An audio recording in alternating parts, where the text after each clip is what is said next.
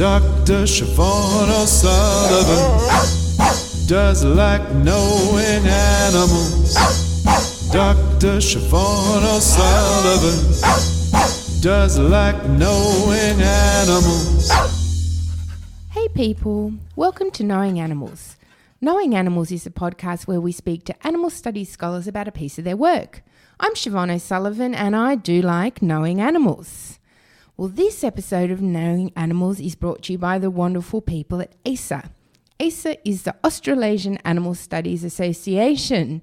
It takes in Australia, it takes in New Zealand. Currently, the chair of ASA is based in New Zealand, and New Zealand is also hosting the 2019 ASA conference. So if you're an animal studies scholar and you want to be among friends, you should get involved with ASA, the Australasian Animal Studies Association. You can follow them on Facebook, you can become a member for just $50 Australian, and you can also attend their conference, which is coming up in the middle of 2019 in New Zealand. Okay, well, let's get down to business. This episode of Knowing Animals is coming to you from the University of Kent, where it is a very, very misty day. Looking through the window, it looks really kind of romantic and ye olde English, but it is a jacket on kind of day. But I'm really glad to be here because the University of Kent is a real little hotbed of animal studies scholarship in the UK.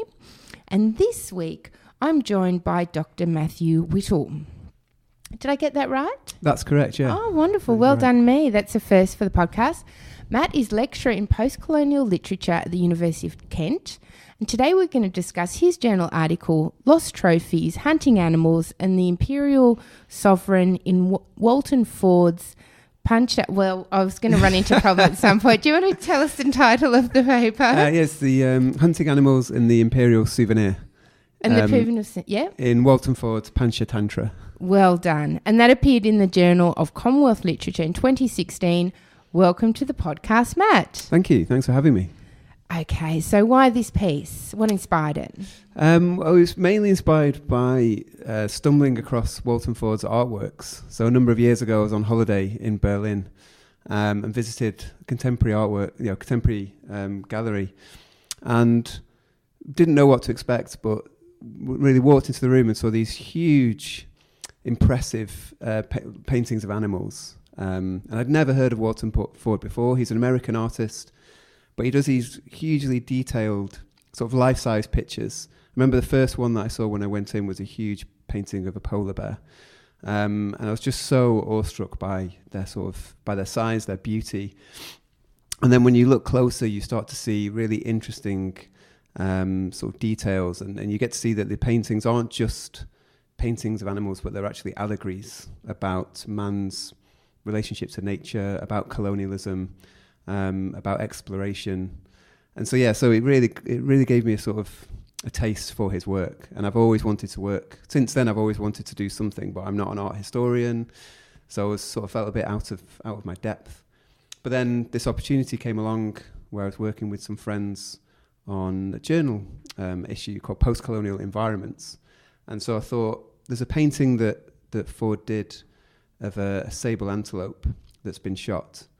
And when it's exhibited, he presents that painting next to an extract from Ernest Hemingway's book, Green Hills of Africa. And I thought, as a literary scholar, that maybe that's my way in. I can talk about these hunting narratives, and then that can bring me round to thinking about what Ford's doing in responding to Hemingway's work. So that was really the beginning of my interest in this particular topic, I think. So you suggest that there are ways in which you can read the canvas as you might a literary work. Can you tell us a little bit about the method you use for your analysis? Yeah, absolutely. I think Ford himself has been described as quite a writerly painter. As I say, his paintings are very allegorical. So I think I really focus in on the imagery of a lot of these paintings. So he uses the paintings themselves are very sort of contemporary replications of 19th century artworks. So I talk about in the article how he takes that form of sort of taxonomic art that was popularized by someone like John James Audubon in the 19th century, which was an art form which was supposed to be very objective, very scientific, very taxonomic. Basically an artwork, a sort of form of art which was about presenting different species to the viewer, and how Ford sort of appropriates that form but imbues it with a kind of satirical energy and with a symbolic energy that actually sort of points to that the role of art, the role of taxonomic art in eluding the violence of colonialism. So I'm more interested in the way in which he uses the animals as symbols. So on the one hand, they are sort of depictions of, often he depicts sort of extinct animals. So in the one way, they are sort of, addressing the very sort of material realities of animal extinction. But on the other hand, he uses them as symbols for a particular relationship and for a particular violence, a violent relationship between man and animals that has been eluded by that traditional art form, I think. So, as you say, there's hunting, there's colonialism. I wonder, do you think of this as being a kind of what we might call an intersectional type analysis, where we're bringing the human and the animal together to analyse it? Or do you see them as different strands of analysis? Or I think, I've not really thought about it as intersectional before, really, but I think that's probably a useful term to use, because I think, as I say, Ford is very interested in both the material realities of animals, and also the way in which, or I guess the problem of how we can present the process of animal extinction, which is a very slow process, a very sort of quite an invisible process. Generally, I'm thinking of Rob Nixon's ideas of slow violence here. It's not on the surface of it. This isn't a very spectacular process when we have animal extinction. But I guess he's sort of addressing that problem of how we understand, how we sort of represent in culture the very slow process, of the very slow extinction of animal species. But he's also interested in how we do that in a very spectacular, dramatic way. So I think that intersectionality is perhaps a way of talking to the very material realities of a particular instance, very localized instance, within a much broader global perspective that's affecting, the biodiversity of the globe more broadly, perhaps. So can we bring it back then to the issue of hunting, which is one of the central themes? Yeah.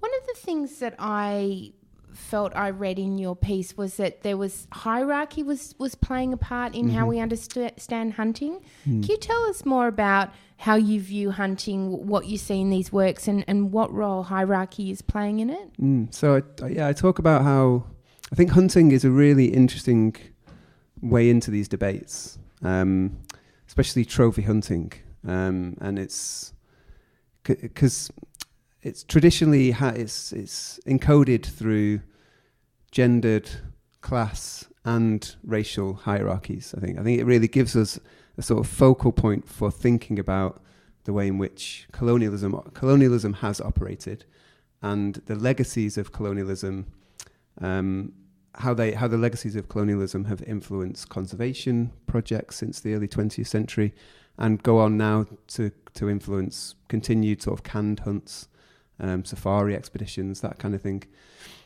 But I think traditionally in sort of post-colonial studies, there has been a focus on human relations, the relationship between the colonizer and the colonized, the relationship between master and slave. But I think it was only really, in terms of my own reading, in the early 2000s, when someone like Val Plumwood began to talk about the colonization of nature, that we really got a sense of colonialism as being about a hierarchical relationship between humans and what she calls the more than human world, rather than the non-human world. So I think it's really important to sort of view trophy hunting as a point in which we can start to interrogate that history of class dynamics. Trophy hunting has its roots in sort of fox hunting, which is a very sort of class-based pursuit, upper class-based pursuit in England. How that was transposed to the colonies, to Africa especially, and how that involved a very masculine performance of colonial domination over the environment, as well as being racially defined. So, of course, it was the white male hunter who was allowed to be a trophy hunter. And especially in the case of Southern Africa, black Africans, it was illegal for black Africans to even own hunting dogs, to own hunting guns. So all that sort of history of trophy hunting contains those different hierarchies that are at the core of colonialism and the core of sort of post-colonial critique of those dynamics, I think. Yeah, I've been learning quite a bit about this area since being here in the UK, and it strikes me that this is something that UK academics are perhaps more alive to or more interested in than perhaps, someone like the Australians who are out in the colonies. Right. But yeah, someone pointed out to me that, when people of colour hunt, it's poaching, and when white people do it, it's hunting. So it's very interesting, isn't it? Yeah, definitely. So you provide some of the images in the paper, and also people can easily Google up the work, and you describe them very beautifully. And so one of them is a flamenco, and only when you look very closely can you see the blood. Why do you think this work hasn't been the subject to more analysis by animal studies scholars? I'm not sure, actually. I think, like I say, I came across Ford's work sort of by accident, really, when I was in Berlin, and he's not really been exhibited outside. I think he's only been exhibited outside of America twice. So his artworks are part of the permanent collections in places like the Smithsonian Museum, the Museum of Modern Art. But in terms of his actual sort of more global recognition, he's been exhibited only in that exhibition at Berlin, and then once again at the Museum of Hunting and Nature in Paris. That was a year or two ago, I think. So there is only 2 exhibitions outside of America. So maybe it's a case of his work being visible, his work being well known. Because he has, he's got some quite famous fans. Leonardo DiCaprio is a famous fan of his. When the Rolling Stones had their 50th anniversary issue of their greatest hits, they asked Ford to do the front cover. So if you look at the front cover of the Rolling Stones' greatest hits, then it is one of Ford's paintings. It's a sort of painting of King Kong, but with the famous lips, the Rolling Stones' lips sort of imposed on top. So quite him in his more sort of playful mode, I think.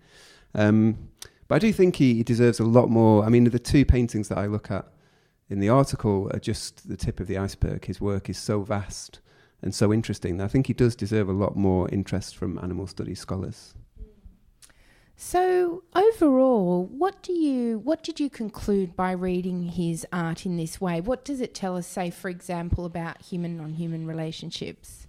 I think the most interesting thing it gives us is a sort of, his work encapsulates the paradox at the heart of colonial domination and a human colonization of nature, in that we traditionally think of the environment as being very passive.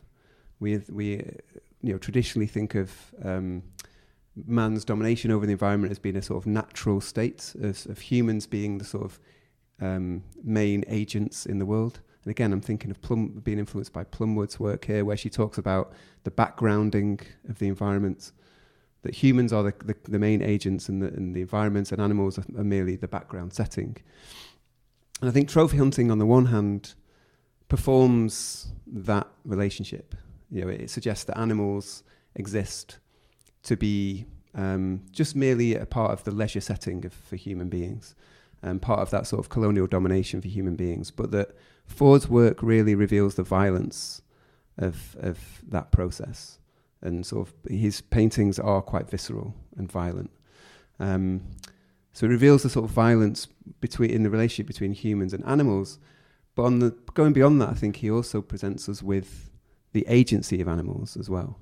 The fact that animals, in the trophy hunt, the sort of the significance of it is the skill that's needed to capture the animal. The animal can always get away. There's a really good article by Philip Armstrong where he talks about the post-colonial animal as having voluntary movement, voluntary motion, that the animal is always able to escape. And that's what we get with the painting Lost Trophy that I discuss in the article. That this is a painting of a sable antelope that was hunted by Ernest Hemingway. But the fact that the antelope gets away. So Hemingway shoots it. He spends days tracking this antelope. He really wants the horns as a sort of a trophy of his hunting prowess. But he shoots the sable antelope, and the antelope runs away, and he never gets it. He returns to camp quite depressed. And the book itself, Hemingway's book, ends on this very anticlimactic moment. So I think Ford reveals the violence of that domination, but he also gives some agency to animals and says that animals do have their own voluntary motion, can escape the grip of the hunter. And so that gives some agency to the colonized environment as well, to sort of resist those dynamics. Fascinating. And so do you see yourself working with this artist's work in the future? I hope so, yeah. I hope to develop this in different ways. So my next project is going to... when I first wrote this article, I thought of it as a sort of standalone thing. I sort of thought of it as a one-off. But the more I've gone back to think about it, the more I've sort of attended conferences and even been part of the animal studies network here at Kent, I think it deserves much more attention. So my next project is going to be a book that I'm co-authoring with an academic, Jade Munslow Ong, who works at Salford University.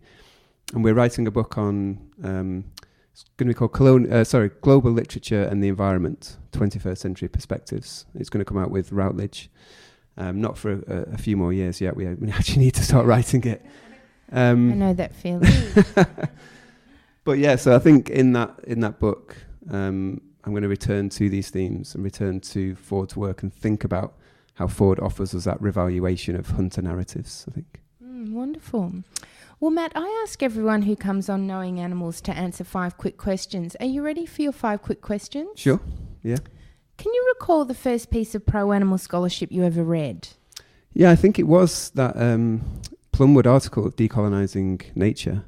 I first came across that when I was teaching at the University of Leeds, and I was teaching Witty Ihemera's book, The Whale Rider, which is a indigenous Maori text about a re-evaluation of man's relationship to nature, a sort of revaluation of the mythology around whale riding in Maori culture.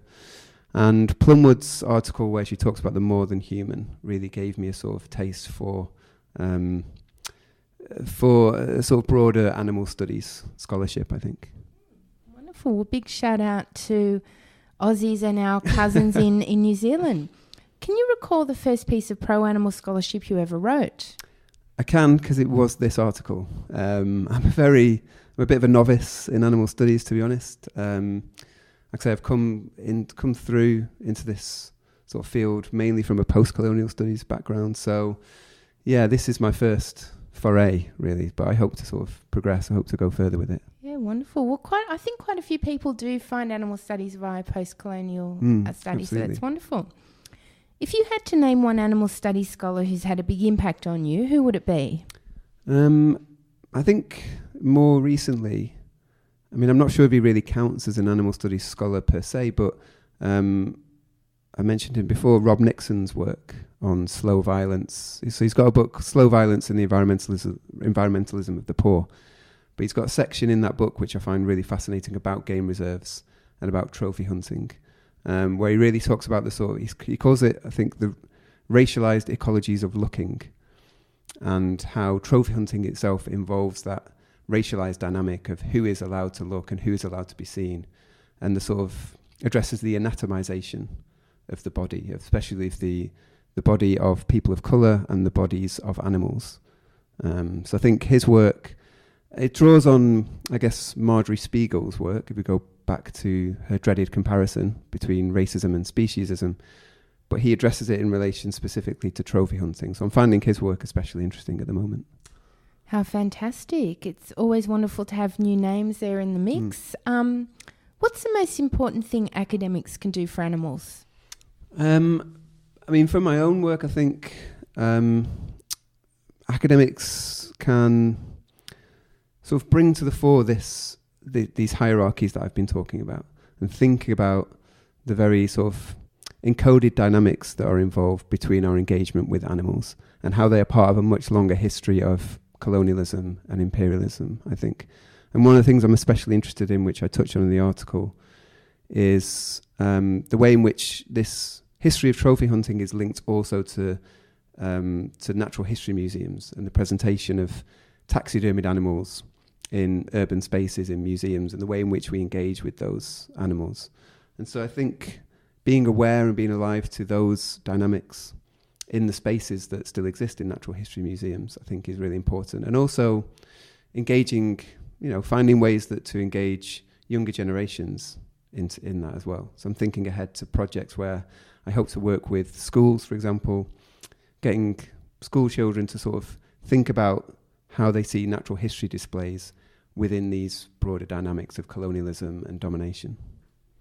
Wonderful. If you had the power to change one thing about the human-non-human animal relationship, what would it be? That is a tough one. I think personally, from what I've been saying today, it would be to end the legal sport of trophy hunting, I think. And I think that's something that comes up every now and again in the news. It comes up every now and again in social media, things like the killing of Cecil the lion, for example, in Zimbabwe just a couple of years ago. So there are sort of flashpoints every now and again where there's this huge public outpouring against trophy hunting, but then it sort of goes away.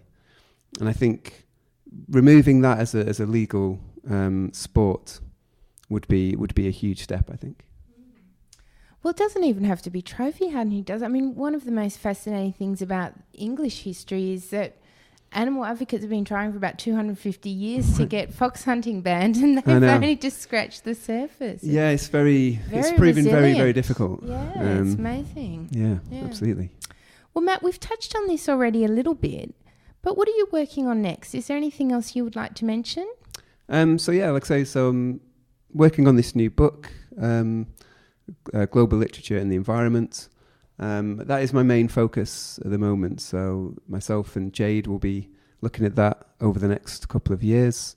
That's really going to be a sort of very student-focused book as well. It's more of it's part of a series that Routledge are going to be producing, which is designed to introduce undergraduates, postgraduates, and even scholars to those fields who maybe haven't got an expertise in those fields. So we're going to be looking broadly at climate change, about environmental crises in a sort of very broad scope. But one of the sort of key aspects of that will be species extinction, I think. So that will be the next big project. Fantastic. So where can people find out more about your work? I'm on Twitter. So my sort of account on there is just at Dr. Matt Whittle. I'm also, a member of the Kent Animal Humanities Network that has a Twitter account as well. So we tweet regularly about different events that are going on here at Kent, different sort of academics, different scholarship that the members are producing. So they're the best ways, I think, to sort of get in touch. Wonderful. Well, Matt, thank you so much for coming on Knowing Animals. Thank you. And thank you to the listeners for joining us for Knowing Animals, the podcast where we talk to animal studies scholars about their work. Now you can follow us on Twitter at knowing_animals. You can also follow us on Facebook and Instagram. Finally, don't forget to leave a review on iTunes. Reviews make it easier for other people to find us and learn about animals. I'm Siobhan O'Sullivan, and I do like knowing animals.